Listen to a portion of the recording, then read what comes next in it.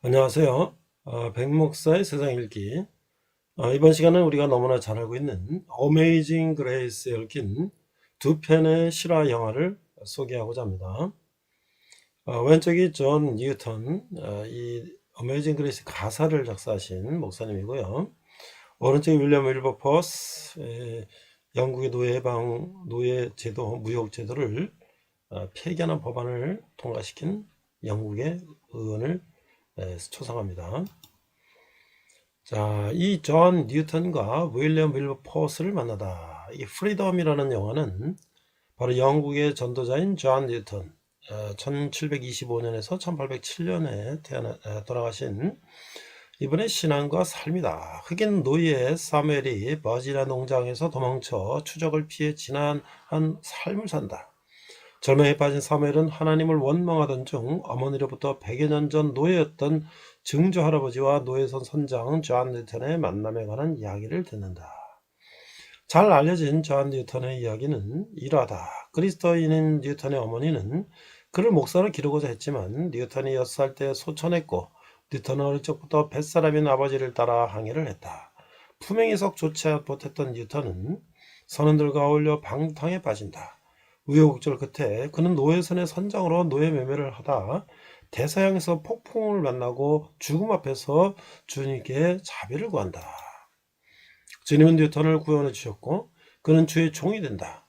덧붙이면 그는 40여 년간 주의 종으로서 저술과 섬김의 사역 중 주님의 놀라운 은혜에 기초하여 찬송 나 같은 죄인 살리신 어메이징 그레이스의 가사를 썼다. 이런 존 뉴턴과 사무엘의 삶의 과정이 교차되며 영화는 주님의 놀라운 은혜로 인간은 진정한 자유, 프리덤을 누리게 됨을 전한다. 존 뉴턴이 자신의 혼인식에서 여러분이 알던 존 뉴턴은 대서양 폭풍 속에서 완전히 바뀌었습니다. 절망 속에서 울부짖다 새 생명을 얻고 아기로 거듭났습니다. 라고 고백하며 어메이징 그레이스를 부르는 장면은 이 영화의 사실상의 절정이다. 사무엘 또한 결국 주님의 은혜로 자유를 얻는데 마지막에 어머니가 물려준 존 뉴턴의 성경책을 집어들고 어메이징 그레이스를 부르며 진정한 신앙에 이른다. 이게 이제 존 뉴턴의 일대기를 만든 영화 프리덤이었고요. 그 다음에 이제 어메이징 그레이스라는 영화는 이 영화는 영국 노예제 폐지 운동의 개혁자 윌리엄 윌버포스 1759년에서 1833년의 삶의 바탕을 뒀다. 21세에 하원 의원이 된 윌버포스는 20대 후반의 삶의 방향과 목적에 대해 고민한다. 그는 정치에 탁월한 재능이 있었음에도 교역자가 될까 그저 평탄한 인생을 살아갈까 갈등한다. 그는 어메이징 그레이스의 작사가 존 뉴턴에게 자문을 구하였고 뉴턴은 그에게 하나님께 헌신하는 가장 좋은 방법은 당신이 가진 정치적 영향력으로 불의와 싸우는 것이라고 말한다. 윌버포스는 용기를 얻어 평소에 추구하던 노예제도 폐지를 위해 동지들을 규합하고 정치 활동에 진력한다. 그에 의해서 수많은 반대의 불굴의 신앙과 의지로 맞서 마침내 영국의 노예제도 폐지라는 목적을 이룬다. 존 뉴턴이 죽던 1807년 영국의 노예제도 폐지 법안이 통과되고 국왕의 재가를 받아 새 역사가 열린 것이다. 명예와 부의 길로 가지 않고 하나님이 주신 정치적 사명을 향해 달려가는 윌버포스의 이야기는 우리 시대에도 감동을 준다. 그 한 정치 모임에서 어메이징 그레이스를 부르는 장면은 윌버포스의 삶이 주는 커다란 울림이다. 신앙을 바탕으로 정치적 개혁 운동에 뛰어들어 위에서 포효하는 윌버포스의 연설은 명장면이다. 영화의 마지막에 울리는 어메이징 그레이스는 오랫동안 자리를 뜨지 못하게 한다. 이게 이제 기독교 개혁신보 2017년 5월 24일자에 나온 기사예요. 자, 우리가 이제 어메이징 그레이스와 존 뉴턴에 대해서 좀 더 알아보면 어메이징 그레이스는 영국 성공회 사제인 존 뉴턴이 작사한 찬송가로 1779년에 출간하였다. 특히 미국에서 애창되며 백파이프 오르간으로 연주된다. 그레이스란 하나님의 자비, 은혜, 은총이란 의미가 있다. 자, 이 배경은요. 미국 찬송가 사전에 따르면 어메이징 그레이스는 존 뉴턴의 자전적 삶을 가사한 것이며 작곡가는 이 곡을 편곡한 EOXY라고 알려졌다. 아일랜드 혹은 스코틀랜드의 민요에 붙여 불렀다거나 19세기 미국 남부에서 작곡되었다고 하는 등 여러 설이 존재한다. 존 뉴턴은 1725년 영국 런던에서 상선을 타섰던 로마 가톨릭 신자인 아버지와 독실한 개신교 신자인 어머니에게서 태어났다. 모친은 그를 성직자로 키우려 했으나 그 겨우 6살 때 모친은 결핵으로 사망한다. 그 아버지가 바다에 가 있는 몇 년 동안은 사이가 좋지 못한 계모의 손에 자랐고 부당한 대우를 받았던 선원학교에 한동안 다니게 된다. 11살 때부터 존 뉴턴은 상선의 선원인 아버지를 따라 도제로 배를 탔고 여러 곳으로 다녔다. 특히 그는 흑인 노예를 수송하는 소위 노예무역에 종사했다. 당시 노예로 납치된 흑인은 가축 이하의 대우를 받았고 수송선의 위생 상태가 열악해 목적지에 도착하기 전 간염, 타수증, 영양실조 등으로 사망했다고 한다. 존도 노예에 대한 이러한 대우를 당연하게 생각했지만 1748년 5월 10일 그가 22살일 때 전기를 맞이한다. 선장이 된 그는 그의 배가 폭풍우를 만나 좌초될 위기에 빠지게 된다. 이에는 하나님께 기도를 드리게 된다. 모친이 독실한 그리스도 신자였어도 이전까지 마음에 오르는 기도는 이때가 처음이라고 한다. 배는 기적적으로 폭풍우를 벗어났으며 무사하기 귀선한다. 그는 이날을 제2의 탄생일로 가로새긴다. 그 6년간 노예목을 계속하지만 노예의 처우를 비약적으로 개선했다고 한다. 1755년 존 뉴턴은 병을 이유로 하선하였고 면하게 매진의 성공의 사제가 된다. 1772년 어메이징 그레이스를 썼다. 이 곡은 흑인 노예무에게 관한 것을 깊이 후회하고 그것과 상관없이 사여준 하나님의 은총에 감사하는 마음을 담고 있다.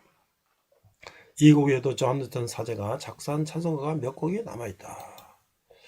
자, 이 보급은 어떻게 되냐면 백인의 언어와 문자 그리고 종교, 기독교 풍습을 일부 수용함으로써 문명화된 5 인디언 부족이라고 평가받은 부족 중의 하나인 이 체로키 부족도 이 노래를 애송하였다. 1838년에 시행된 미국의 강제적인 인디언 이주는 이후 오클라호마주가 되는 지역의 인디언 보호구역에 강제로 이동시키는 정책으로 체로키는 이 과정을 눈물의 길로 불렀다. 15,000명의 체로키 부족민 중 약 4,000명이 사망한 이 힘든 이주 도중 힘을 북돋우기 위해 체로키어로 번역된 이 노래가 불렸고 이후 체로키 네이션의 애국가가 되었다. 남북전쟁 기간에도 이 노래는 남북 양군회에서 불렀다. 최초로 음반으로 제작된 것은 1922년 세이크리드 합창단의 아카펠라판이었다. 1926년에서 1931년까지 오케 레코드의 카탈로그에도 포함되었고 이 판들은 브루스와 재즈가 많이 가미된 형태로 불렀다. 1940년대, 1950년대에도 전통과 조상을 기억하려는 향수에 따라서 블루스와 가스펠 형태로 음반이 나왔다. 1947년 가스펠 슈퍼스타인 마헬리아 잭슨이 라디오 방송을 통하여 어메이징 그레이스를 불렀으며 그녀의 노래는 1950년대와 60년대를 통해 유명세를 유지했다. 그녀는 이 노래를 카네기홀과 같은 공공 콘서트 무대에서 즐겨 불렀다. 1960년대 흑인 시민권운동과 베트남 전쟁을 반대하는 반전운동에도 어김없이 어메이징 그레이스가 불렸다. 마일라 잭슨은 시민권운동의 행진가로 어메이징 그레이스를 불렀다. 이 가사는요. Amazing grace, how sweet the sound that saved a wretch like me. I once was lost, but now I'm found. Was blind, but now I see. 이런 식으로 되고 있죠. 가사를 보니까 놀라운 은혜 얼마나 감미로운 소리인가. 나 같은 비참한 사람을 구해주셨네. 한때 길을 잃었으나 지금 인도해 주시고 한때 장님이었으나 이제 나 보이네. 하나님의 은혜가 내 마음의 두려움을 가르치고 그리고 이런 은혜가 공포를 덜어주네. 얼마나 존귀한 은혜가 나타난 것일까. 나 처음 믿을 때 많은 위험, 고통과 유혹을 넘어 나 이미 여기에 왔네. 이 은혜가 여기까지 나를 무사히 이끌었으니 은혜는 나를 번영으로 인도하리라. 우리는 찬송가 새 찬송가 405장이죠. 나 같은 죄인 살리신. 이상 백목사의 세상 읽기 어메이징 그레이스였습니다. 자, 오늘은 사도행전 5번째 시간으로서 바울이 회심하다 부제로는 어메이징 그레이스라는 노래에 대해서 우리 같이 나누고자 합니다. 먼저 본문은 사도행전 9장 3절에서 5절 사울이 회개하다 라는 말씀인데요. 한글과 영어로 우리 함께 자막을 보면서 읽어보도록 하겠습니다. 사도행전 9장 3절 사울이 길을 가다가 다메섹에 가까이 이르더니 호련히 하늘로부터 빛이 그를 불러 비추는지라. 땅에 엎드러져 들으매 소리가 있어 이르시되 사울아 사울아 네가 어찌하여 나를 박해하느냐 하시거늘 대답하되 주여 누구시니까 이르시되 나는 내가 박해하는 예수라. 이렇게 말씀되어 있어요. Acts 9 verses 3-5 사도행전 9장 3절에서 5절 우리 NIV 성경은 이래 되어 있습니다. As he neared Damascus on his journey, suddenly a light from heaven flashed around him. He fell to ground and heard a voice say to him, Saul, Saul, why do you persecute me? 5절 Who are you, Lord? Saul asked. I'm Jesus whom you are persecuting. He replied. 이렇게 되어 있어요. 자, 우리가 사도행전 9장은 바울의 회심이라는 사건으로 아주 유명한 말씀인데 바울의 역사는 하나님 나라가 온 세계로 확장되는 결정적인 역할을 하게 되죠. 사울은 스데반의 순교에도 주도적인 역할을 하면서 초대교회의 시작을 핍박하는 원흉이었다는 거죠. 그러고도 여전히 살기가 등등해서 성도들을 잡아 가두기 위해서 다마스커스로 가는 도중에 빛으로 오신 예수님을 만나서 회개하는 사건이 일어나면서 이름이 사울에서 이제 바울로 바뀌게 된다. 자, 바울은 그는 누구인가? 그는 길리기아의 도시인 다소 출신인데 다소는 BC 1세기경에 헬라 철학의 본고장이었으며 동서양이 합류하는 그 지점이었기 때문에 헬라 철학과 로마적 세계관이 동방의 신비주의와 혼합하여서 이 도시의 문화를 이루고 있었다라고 하고 있습니다. 따라서 이 지방에서 자란 바울은 이런 영향을 받을 것이었다. 그가 헬라 교육을 받았을 증거들은 그의 서신에서 잘 나타나는데 이 정교한 반어법, 고린도전서 1-4장에 보면 그 나오죠. 또는 명확한 논리 체계의 것이다. 로마서라든지 모든 그의 서신에 보면 갈라디아서라든지 아주 논리적이죠. 그는 가말리엘의 문화생으로 엄격한 히브리식 율법 교육을 받은 당대 최고의 율법학자였다. 그는 유대인 베냐민 지파이지만 또한 로마의 시민권자이기도 했다. 이런 바울의 회심은 이방 선교의 기틀을 마련하는 역사적인 사건인 것이죠. 만약 복음이 유대인에게만 전도되었다면 결국 로마의 핍박을 받지 않았을 것이다. 그러나 하나님 바울을 회심시켜서 이방인의 사도로 삼으시고 하나님 나라의 복음을 온 세계로 전파하게 하셨고 바울은 그 일을 당하기에 적격자였다는 거예요. 이래서 하나님은 사울이라는 한 인물을 준비하시고 때가 이르러 그를 바울로 만드신 것이다 라고 할 수가 있죠. 자, 그럼 우리가 9장 1절에서 3절을 읽겠습니다.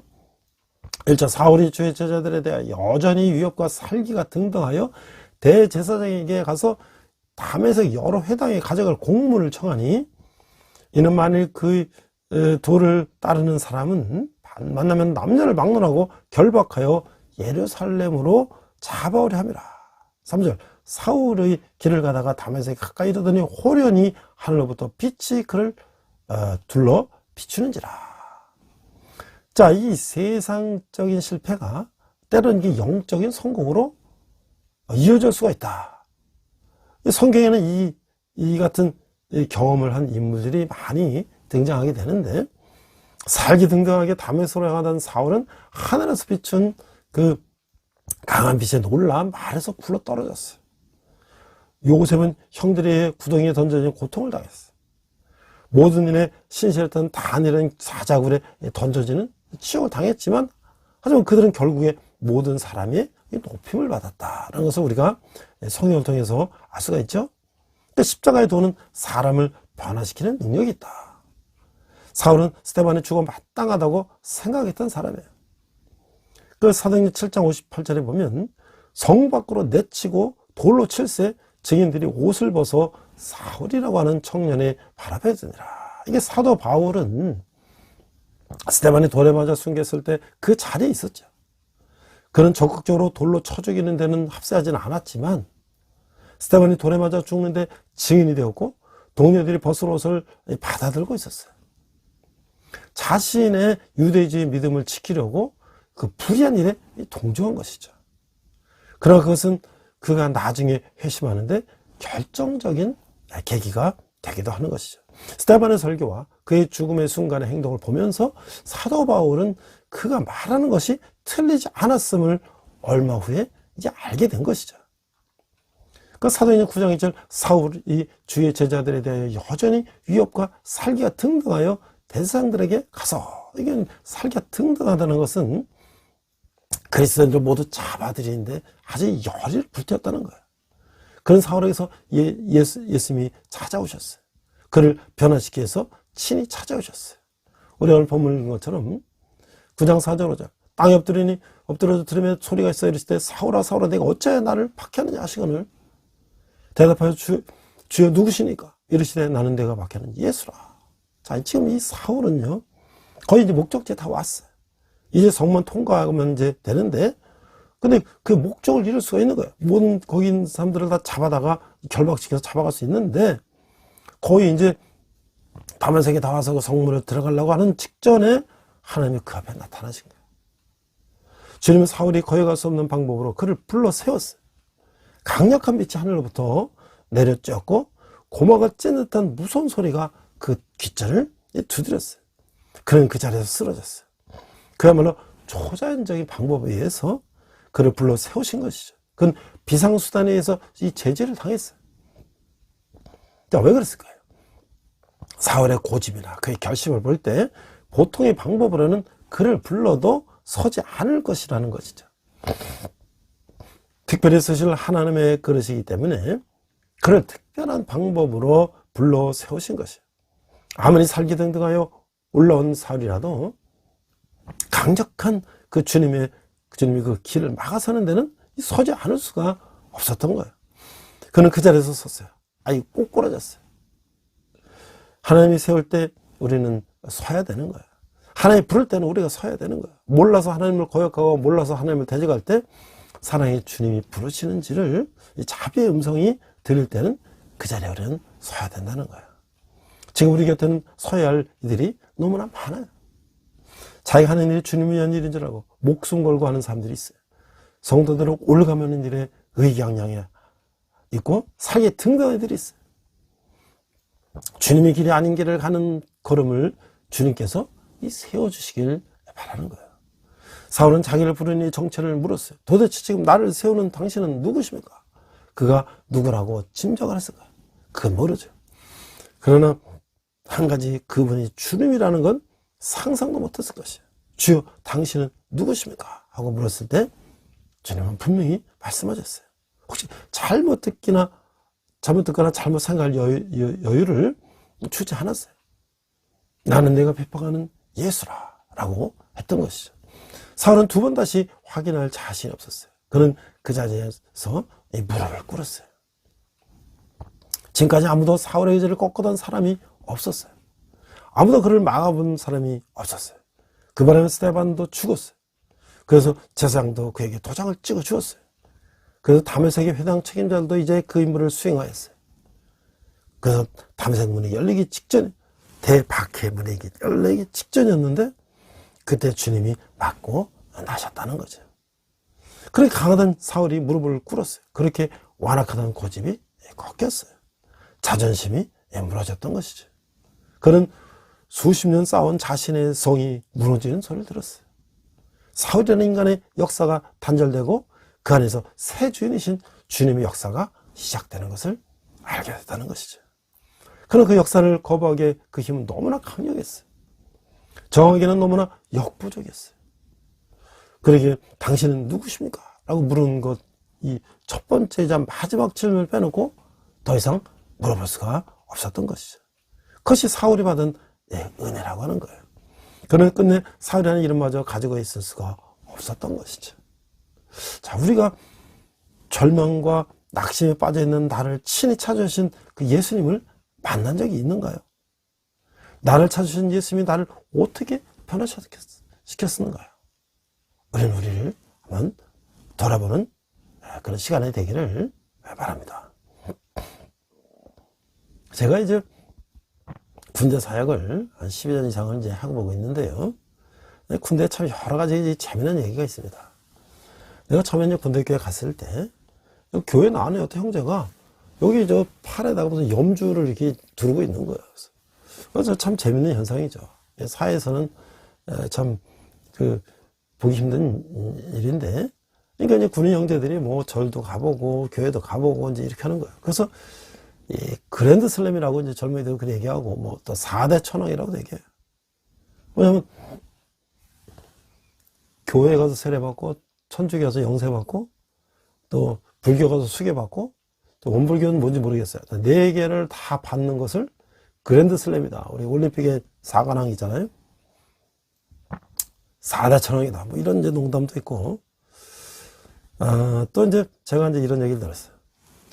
이런 이제 예화를 들었는데, 어떤 이제 목사님이 아들이 이제 군대를 가가지고, 목사님 아들이 이제 신학생인데, 그러다 이제 신병교육 때 이제 위문을 갔다는 거예요. 뭐 세례식이나 여러 가지 그걸 갔겠죠. 그래서 이제 다 예배를 마치고, 근데 우리 많은 이제 군 장병들이 있으니까, 우리 아들이 이제 여기 있다고. 그러니까,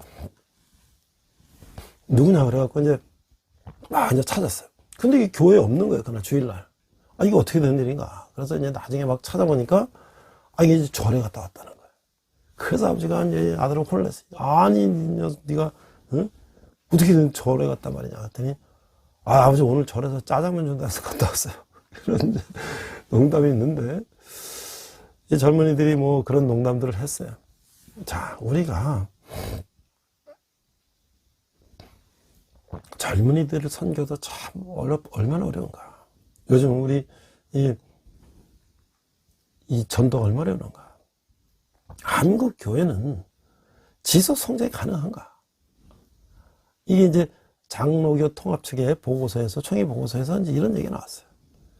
한국 교회 이미지를 물어봤어요. 매 부정적이다. 그 다음 부정적이고 무관심. 이게 다 75%.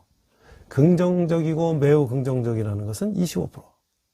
이게 뭐 코로나 전 얘기이기 때문에 코로나 이후에 지난 문재인 정권에서 모든 코로나의 그 책임을 교회에다 떠넘기는 듯한 그런 행동을 했기 때문에 더 지금 높아졌을 거예요. 그러니까 4분의 3이 부정적으로 본다. 물론 이게 이제 외부의 영향도 있지만 교회 내부의 문제가 많죠. 한국 교회 문제점을 물어봤어요. 성직자의 권위주의가 51%, 도덕성의 부재가 18%, 재정의 불투명이 15%, 독선적 태도가 11%, 3회 차의 부족이 5% 나타났어요. 그러니까 이게 좀 세상과 동떨어지는 리더십과 그런 도덕성과 그런 재정의 불투명성을 갖고 있다는 거죠. 자, 종교를 선택한다면 천주교가 43% 제일 많았어요, 당시. 기독교 35%, 불교 18%, 원불교 2%, 기타.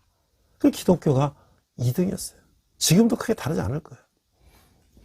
1995년에 25만 명이던 군대 내에 기독교인 수가 2010년에는 14만 명으로 해서 14만 명으로 11만 명이 줄었다. 그러니까 90년대 25만 명이 2010년에 11만 명. 지금 2020년대 지금 얼마나 됐을까요? 엄청나게 줄었습니다. 그러니까 아마 10%, 그러니까 50만 명대로 지금 국군 장병이 줄었는데 아마 5만 명대로 줄지 않았을까. 대신에 무종교는 없었는데 15년에 25만 명으로 증가했다. 그러니까 무종교도 종교다 이거죠. 자, 한국교회는 비전이 있습니까? 한국교회는 현재 수평이동 중이다. 새롭게 당시에 분당에 있는 모 교회에서 그 목사님이 그랬어요. 새로 등록하는 교회들의 절반 이상이 집사 장로 권사라는 거죠. 그게 수평이동이에요. 장로교 통합청의 보고에 따르면 1년에 4만 명이 교회를 떠난다고 해요. 1년에 교인 수는 1만 명이 대형 교회 4개가 없어지는 거예요. 10,000명의 교회 4개가 없어지는 거예요. 지금은 더 많이 없어지겠죠. 그럼 한국교회 성장 동력은 무엇입니까? 이 땅만 해도 군선교와 북한선교라고 얘기를 했어요. 이는 군대라는 특성으로 사는 전도 대상이 있기 때문입니다. 자, 물론 군대라는 것이 힘들고 어렵기 때문에 이제 교회 다니다 안 다니던 형제들이나 또는 안 다니는 형제들이 교회를 찾아오는 것은 가능하죠. 또 이제 전국에 있는 대대급 이하 부대에도 그동안 이제 교회들이 많이 군대교회를 세웠기 때문에 절이나 천주교회는 군대 바깥으로 나가야 되지만 부대 내에 있는 교회는 얼마든지 쉽게 걸어갈 수 있으니까. 그렇지만 지금 앞서 말한 것처럼 무종교도 종교다. 그리고 뭐 종교된 강요나 무슨 권유도 곤란하고 말이죠.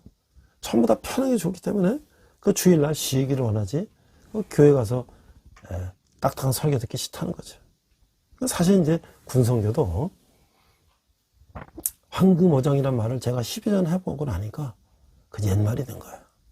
앞으로 북한 선교는 모르겠어요. 통일 후에 북한 선교 지금부터 준비해서 계속 선교를 한다면 정말 그때 큰 사건이 날 수는 있겠죠. 자, 청년 선도는 가능합니까? 자, 제가 다닌 신학대학원의 동기 목사님이 제가 이제 신학대학원 다닐 때요. 뭐 대학의 이제 교수님인데 자동화 로봇공학과 교수님인데 이제 미션 스쿨 다니에요. 근데 이제 교수님들이 목요일 저녁 6시 예배 드리고 또 학생들한테 장학금도 주고 해서 전도도 하고 뭐 이래가지고 한 8,000명 학생 중에서 한 20-30명이 모여서 예배한다는 얘기 들었어요. 저도 이제 대학에 와서 경기 북부에 있는 대학에 와서 이제 기숙사 학생들 데리고 이렇게 이제 광고하고 같이 예배하자라고 해서 몇백 명한테 이렇게 포스터를 붙이고 했지만 결국 오는 사람은 한두 사람밖에 없었어요. 그만큼 오늘날 젊은이들이 이 교회하고는 멀어져 있다는 거죠. 자, 이게 이제 우리가 사도행전을 보면서 이런 정말 사도 바울의 아주 예수님을 믿는 사람을 배척하고 잡아들이는 그런 사울이 극적으로 변화되는 모습을 보면서 이 사도행전은 사울의 소명 사건을 3번씩이나 이제 기록하고 있는 거예요. 예수님이 사울에게 나타난 사건은 하나님의 모세에게 나타난 사건과 유사한 점이 있다는 거야. 빛과 불이 나타났을 뿐만 아니라 이름을 거듭해서 부르신 것도 그래요. 이름을 거듭 부르신 것은 죄인을 향한 하나님의 애절한 마음을 잘 보여준다는 거야. 하나님은 각 사람을 향한 분명한 목적을 가지고 계신 것이죠. 그래서 사울아 사울아 내가 어째 나를 박해하느냐. 그러니까 주 누구시니까? 나는 내가 박해하는 예수다. 그러면서 너는 일어나 시내로 들어가라. 내가 행할 것을 내게 이를 자가 있느니라 라고 말씀하신 거예요. 그러니까 주님은 사울을 친히 찾아와서 자신이 누구인지 명백하게 밝히시고 그가 저지른 엄청난 잘못을 지적하셨어요. 그리고 그를 향한 특별한 계획이 있음을 알려주셨어요. 사울은 주님 앞에 완전히 굴복할 수밖에 없었어요. 우리가 주님 앞에 완전히 굴복할 때 주님 우리를 사용하셔서 큰 일을 이루실 거라는 거예요. 그런데 바울은 그러나 내 어머니의 태로부터 나를 택정하시고 그의 은혜로 나를 부르시니가 그의 아들을 이방에 전하기 위하여 그를 내 속에 나타내시기를 기뻐하였을 때라고 고백하고 있는 거예요. 9장 6절을 보면 너는 일어나 시내로 들어가라. 내가 행할 것을 내게 이를 자가 있느니라 하시네. 이제 사울은 이 성령님의 직접 인도를 받기 시작하는 거예요. 그건 다메섹에 올라올 때 그가 순방해야 할 기독교인들의 은신처를 알아가지고 왔을 거예요. 그가 차례로 방문해야 할 회당의 지도들도 있었을 거예요. 그가 만나야 될 회당장의 이름도 있었을 거예요. 그런데 이제 이런 그의 계획은 아무런 소용이 없었어요. 그는 이제 자기의 계획대로 가는 것이 아니라 주님의 인도대로 가게 되었던 것이죠. 이제는 맨 앞에 자기가 선 것이 아니라 주님이 서셨기 때문이라는 거예요. 그가 그곳에 올 때는 나름대로 계획이 있었어요. 그러나 하나님은 사울이 그것에 오기 전부터 그 계획을 알고 계셨어요. 사울이 그리스도의 사람들을 잡으러 간 것이 아니라 주님이 사울을 기다리고 계셨던 것이죠. 주님은 이미 이렇게 앞으로 진행될 모든 일을 알고 계셨어요. 그는 이제 자기의 의지를 주장할 수가 없었던 거예요. 예수님의 의지를 쫓아가게 된 것이죠. 평생 동안 계속된 주님과의 동행은 이렇게 시작된 거예요. 그는 이제 새로운 사람으로 출발하게 된 것이죠. 9장 8절 9절을 읽어보면 8절 사울이 땅에서 일어나 눈을 떴으나 아무것도 보지 못하고 사람의 손에 끌려 다메섹으로 들어갔어. 9절 사울 또한 보지 못하고 먹지도 마시지도 아니하니라. 자, 사울은 이제 그동안 크고 작은 경험을 했지만 이번처럼 큰 경험은 처음이었을 것이에요. 이것은 그에게는 생사의 경험이었어요. 아니, 이 죽음의 경험이었어요. 그는 그때 죽었던 것이죠. 그가 경험한 이 하나님은 너무나 큰 분이었어요. 그는 사울 자신은 죽고 그 안에 예수 그리스도께서 들어오시는 이 경험을 했던 것이죠. 그때부터 바울 사도는 아주 딴 사람이 되었어요. 왜 그렇죠? 전에는 사울은 죽고 새로운 사울이 되었기 때문인 것이죠. 그가 새롭게 자신을 보게 됐던 거예요. 그는 엄청난 하나님의 위력을 경험했어요. 기고만장하던 그는 죽었어요. 그리고 나서 자신이 얼마나 하나님 앞에서 초라한 자인가를 알게 됐어요. 그에게 이름이 바뀌었죠. 우리가 사울이 된 것인지 바울이 되는데 우리가 보통 이제 사울은 큰 자고 바울은 작은 자다. 그래서 이제 큰 자의 이름을 작은 자 바울로 바꿨다. 그것도 일견 말이 되죠. 또한 이제 그가 이제 히브리식 이름인 사울을 썼다가 이제 이방의 전도자에 대해서 바울이라는 이제 이방 로마식 이름을 썼다는 말도 또 이해가 되는 거예요. 그래서 저까지 율법에 이르는 흠이 없는 사람이라고 생각했어요. 근데 그는 이제 자신이 죄인인 것을 알았어요. 그것으로 부족해서 나중에 자기는 죄인의 괴수라고도 이야기했던 것이죠. 그는 바리새인 중에 바리새인이었고 로마의 시민권을 가지고 있었지만 이 모든 것을 배설물처럼 버리고 하늘의 시민권을 가졌다고 했어요. 자연을 만삭되지 못하는 자 같다고도 했어요. 세상에서 가장 작은 자보다 더 작은 자라고 했던 것이죠. 그렇게 교만하던 그가 이 겸손한 자가 됐던 것이에요. 저는 하나님께서 쓰시기에 너무 뻣뻣하고 교만하고 강팍한 사람이었는데 이제는 하나님의 손아귀에 딱 잡힌 바가 되었어요. 그리고 나서 작은 자 된 바울을 하나님께서 큰 자로 만들어 주셨어요. 그렇게 초라하게 자신을 낮춘 바울 사도를 하나님은 이 땅의 역사상 가장 위대한 인물로 만들어 주셨던 것이죠. 자기 정체성을 찾은 때문이었다고 하는 거예요. 사도행전 9장 10절에서 11절을 읽어보겠습니다. 10절 그때 다메섹에서 아나니아라는 제자가 있더니 주께서 환상 중에 불러 이르시되 아나니아야 하시거늘 대답하되 주여 내가 여기 있나이다 하니 주께서 이르시되 일어나 직가라고 하는 거리로 가서 유다의 집에서 5 사람 사울이라는 사람을 찾아라 그가 기도하는 중이라. 자, 하나님은 그 이제 안에 직가라는 건 스트레이트 스트리트 고든 거리라는 거예요. 거기 아나니아라는 선자를 확보하고 계셨어요. 그리고 사울을 그렇게 보내셨어요. 직접 계시요 간접 계시가 이루어지는 거예요. 그래서 이제 1차 정지 작업에서 2차 이제 기초 작업으로 이제 들어가는 거예요. 그래서 그럼 다메섹으로 들어갔어요. 그리고 아나니아에게 안수를 받고 상상도 할 수 없는 일이 벌어진 거죠. 그리스도인을 박해로 왔던 이가 어떻게 그 선지자에게 안수를 받게 될까요? 그러나 하나님이란 이런 신비 속에 풀리는 거예요. 그가 그리스도 안에서 제일 먼저 만난 사람은 그 길을 안내한 이를 제하고는 아나니아가 처음이었던 거예요. 그러고 나서 그는 전혀 예기치 못된 사람들을 만나게 되죠. 그 만난 사람들을 보면 이 바나바를 만나는 거예요. 평생 사역에서 가장 큰 영향을 끼쳤던 사람을 만나게 되고, 또 신라를 만나고, 마가를 만나고, 디모데를 만나고, 그 수많은 사람을 만나게 되는 거예요. 그 이들의 공통점이 무엇이죠? 바울은 그 전에 만날 수 없었던 사람이었다 라고 하는 것이죠.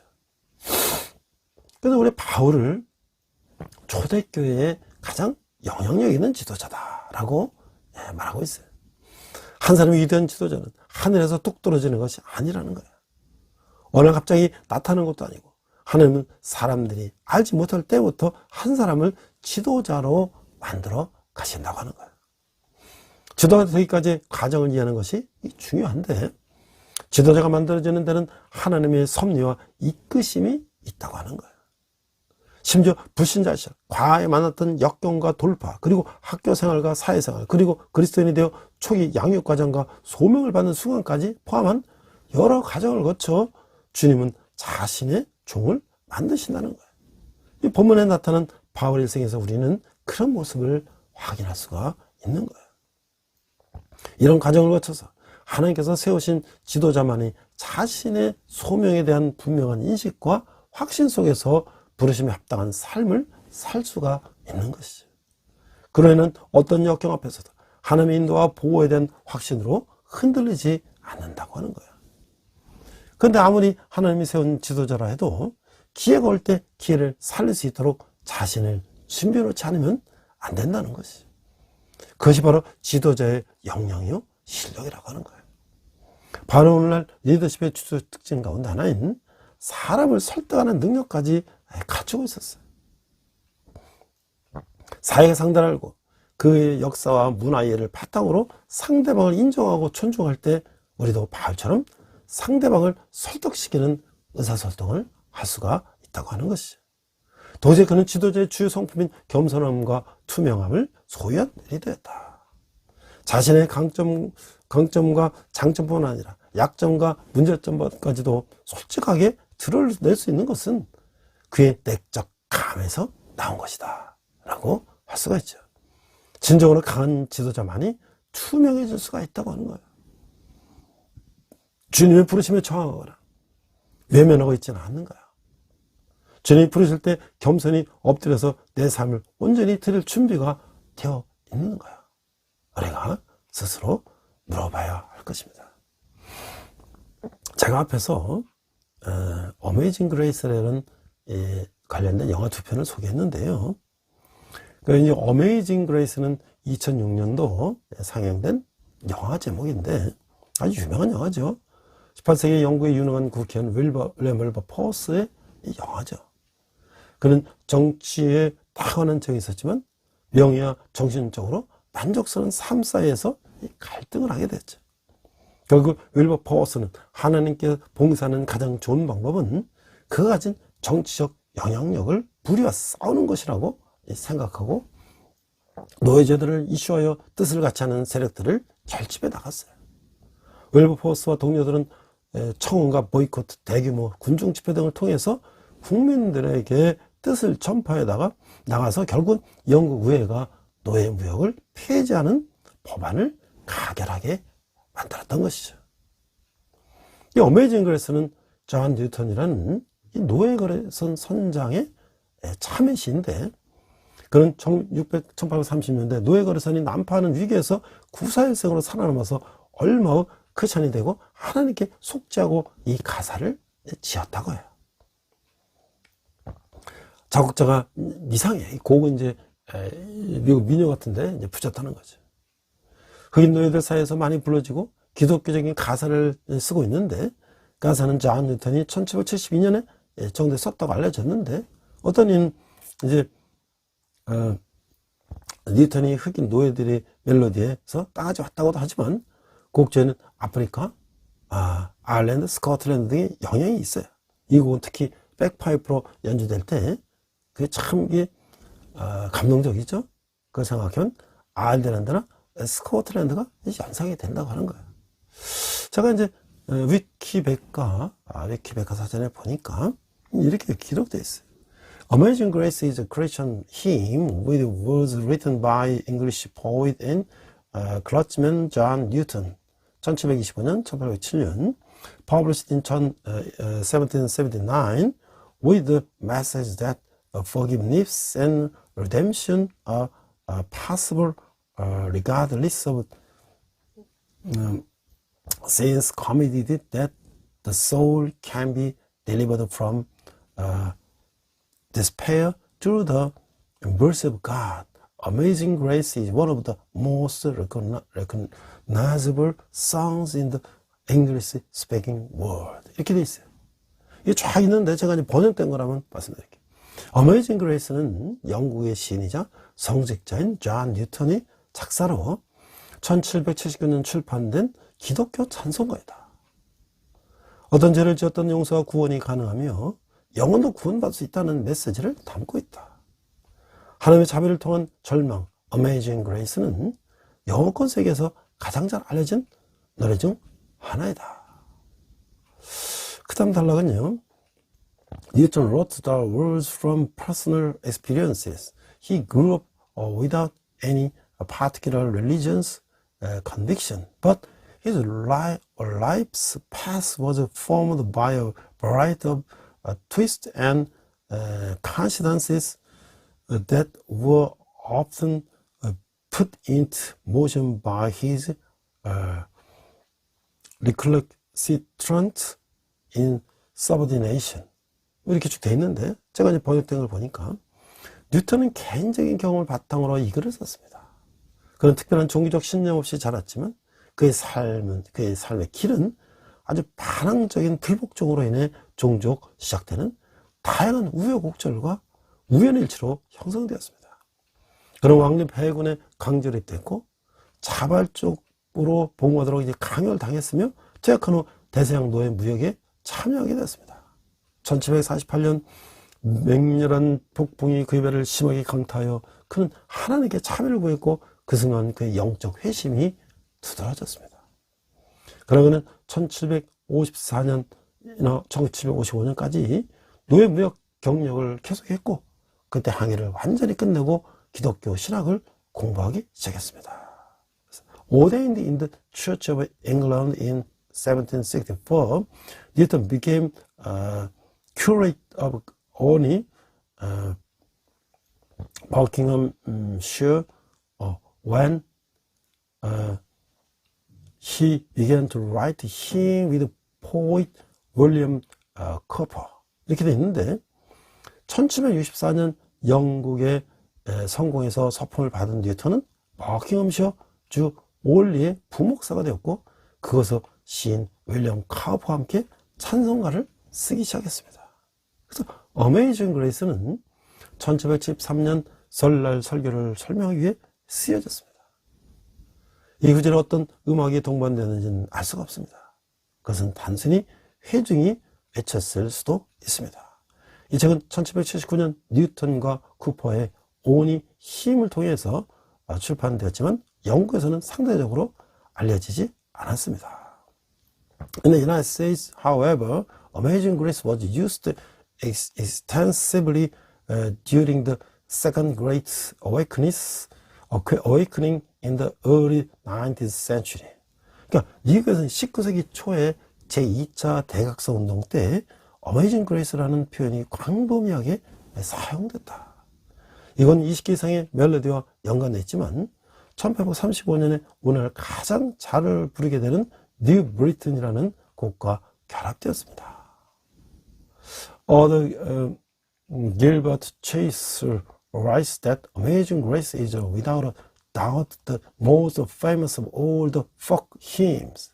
그래서 작가 갤버트 체이스는 Amazing Grace가 의심할 여지 없이 모든 민요 중 가장 유명한 곡이라고 썼으며 뉴턴 정기 작가인 조나단 아이큐는 이 곡이 매년 약 1000만 번 연주된다고 추정하고 있어요. 그것은 포크음악에 특별한 영향을 미쳤으며 아프리카계 미국인의 상징적인 영성이 됐다고 하는 거예요. 이 작품의 보편적인 메시지는 이 작품이 계속해서 음악으로 크로스오버 되는데 중요한 요소가 됐다고 하는 거죠. 어메이징 그레이스는 1960년대 미국에서 다시 인기를 얻었고 20세기 이후에도 수천만 번 녹음되었으며 가끔 대중음악 차트에도 등장했다고 하는 거예요. 마지막으로 제가 이 거룩한 부담감이라는 이제 걸로 마무리하려고 합니다. 사람이 비범해지는 순간은 하나님이 맡기시는 사명을 자각하는 때예요. 그 사명에는 바로 어떤 과업을 보고 부담감을 갖는 것을 말하는 것이죠. 자신 아니면 그 일이 안 될 것 같은 느낌, 하나님이 그 일을 위해 자신을 보내셨다는 생각이 드는 것이죠. 그래서 어떤 사람은 힘든 주방 살림을 도맡아서 하며, 어떤 사람은 주차장 관리를 해요. 어떤 사람은 미전도 종족에, 어떤 이들은 장애인 선교에, 어떤 교회는 어려운 가정을 돕는 일에 부담감을 갖는 거예요. 왜 그렇죠? 하나님이 그 마음에 부담감을 주셨기 때문이라고 하는 거예요. 복음을 선포하는 것도 마찬가지예요. 하나님께서는 다메섹에 있는 제자 아나니아를 불러 사울에게 안수하여 눈을 뜨게 하라는 하시면서 다음같이 명하시는데 15절에 보니까 주께서 이르시되 가라, 이 사람은 내 이름을 이방인과 임금들과 이스라엘 자손들에게 전하기 위하여 택한 나의 그릇이라. 16절 그가 내 이름을 위하여 얼마나 고난을 받아야 될 것을 내가 그에게 보이리라 하시니 예수님이 사역인 복음을 전파하는 것을, 전파하는 것은 선포하는 거야. 회개하십시오, 천국이 가까이 왔습니다, 예수를 믿고 구원받아야 합니다, 이런 식으로 선언하는 거야. 선포는 직설적인 거야. 거기는 논증이나 설명이 없어요. 진리이신 말씀을 그대로 말하는 거예요. 하나님 당신을 사랑하십니다. 당신에겐 예수님이 필요합니다. 예수님을 믿어야 합니다. 이렇게 말하는 거예요. 예수님이 구원자라는 사실, 예수님이 하나님이라는 사실은 논쟁할 필요가 없어요. 그냥 전하면 되는 거예요. 바울의 공고처럼 때를 얻든지 못 얻든지 전하면 되는 거예요. 우리 주위에는 세계의 말씀을 듣고 구원받아야 할 사람들이 너무나 많다고 하는 거예요. 희어져 추설게 됐을 때 기회를 놓치지 말고 복음을 전해야 한다는 것이죠. 오늘 하나님께서는 바울과 같이 하나님을 대적했던 사람도 부르셔서 이방인의 사도로 사용하시는 거예요. 나도 바울 못지않게 예수를 부인하고 거역하던 사람이었어요. 예수님께서 나를 부르신 목적은 세상에 나가서 그리스도의 자녀로 살면서 때를 얻든지 못 얻든지 복음을 전하라는 사명을 주시기 위함이라는 것을 우리가 확신해야 될 것입니다. 우리 함께 기도하겠습니다. 하나님 감사합니다. 저도 바울 못지않게 예수님을 모르고 부정했던 사람입니다. 그러나 예수님께서 저를 사랑하셔서 이 자리로 저를 부르셨습니다. 저도 세상 가운데 그리스도의 자녀답게 살고 사도 바울처럼 담대하게 복음을 전하는 삶을 살게 하여 주시옵소서. 예수님 이름으로 기도합니다. 아멘.